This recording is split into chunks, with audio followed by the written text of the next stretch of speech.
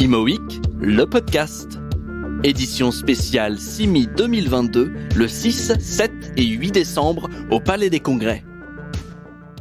Alors Nathalie, je voulais vous poser comme première question. Quel est le modèle choisi par Altarea pour prendre le virage du recyclage urbain ? Alors nous, le virage du recyclage urbain, il n'est pas nouveau, puisqu'en fait le modèle d'Altarea, c'est de transformer la ville. Et donc par définition, notre réflexion sur l'urbain, c'est bien de se dire comment est-ce que on prend l'existant, et on réfléchit d'abord à l'existant et voir par rapport aux usages, de questions de logement, de bureaux, de commerce, de nouveaux modes de vie, comment est-ce qu'on y répond et comment est-ce que on part du bâti ou du terrain existant et on le transforme. Et justement, quels exemples d'immeubles chez Altarea incarnent le mieux cette politique, notamment livrée au cours de cette année ? Alors, la question de la transformation urbaine ou encore du recyclage urbain, il y a plein de réponses possibles, en fait.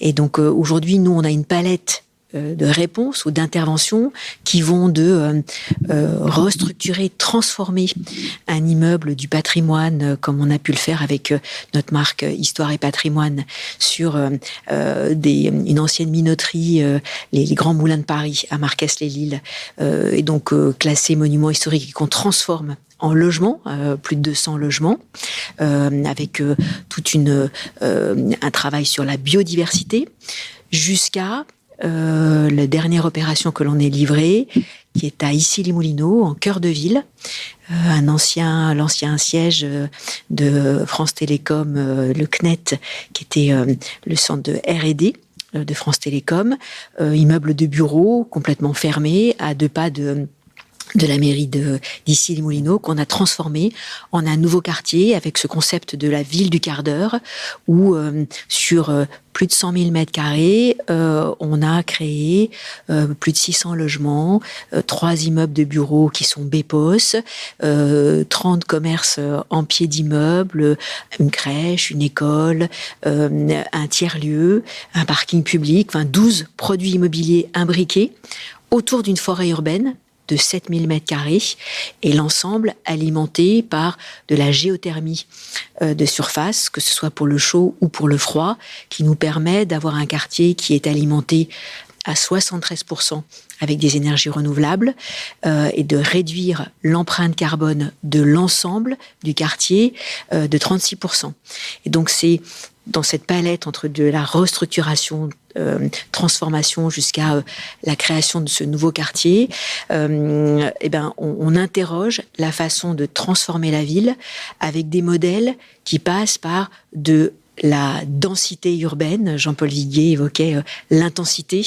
C'est une façon avec une réponse mixte, de redonner une vie à des lieux ou à des immeubles qui étaient obsolètes. Lors de la conférence, vous évoquiez le fait on faisait appel à de nouveaux acteurs, notamment au niveau de l'élaboration des projets, notamment des écologues. Est-ce que vous pouvez expliquer un peu plus cette idée-là ? Aujourd'hui, c'est intéressant parce que nos métiers sont complètement en train de muter. Là où on démarrait par un plan masse, aujourd'hui, finalement, on s'interroge d'abord sur l'existant et la nature existante. Et donc, typiquement, sur l'ensemble de nos nouvelles opérations, on regarde d'abord, avec un écologue, les trames bleues, les trames vertes.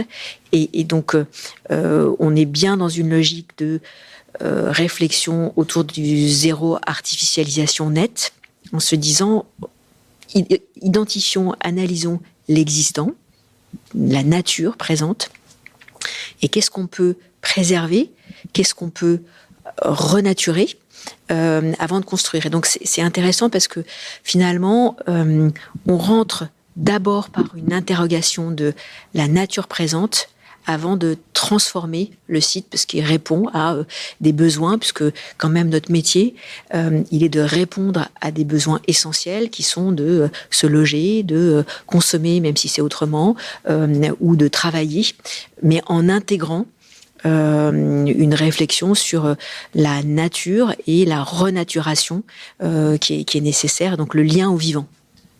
Et pensez-vous que cela, justement, peut contribuer à redorer, entre guillemets, l'image de l'immobilier auprès de la population ? Alors, je pense que nos métiers, ils sont en complète révolution.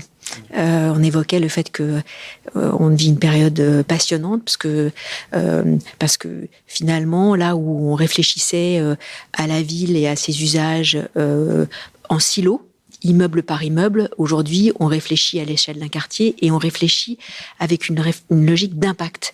Quel est l'impact positif que l'on peut avoir sur un quartier? Qu'est-ce qu'on peut apporter? Et donc, je pense que le métier de promoteur et d'investisseur a complètement changé. Et donc, on n'est pas contre, on est avec les élus, évidemment. On est avec les habitants, avec des procédures, des processus de concertation de plus en plus importants. Et on essaye de plus en plus d'être avec la nature en se disant comment est-ce que on va préserver l'environnement.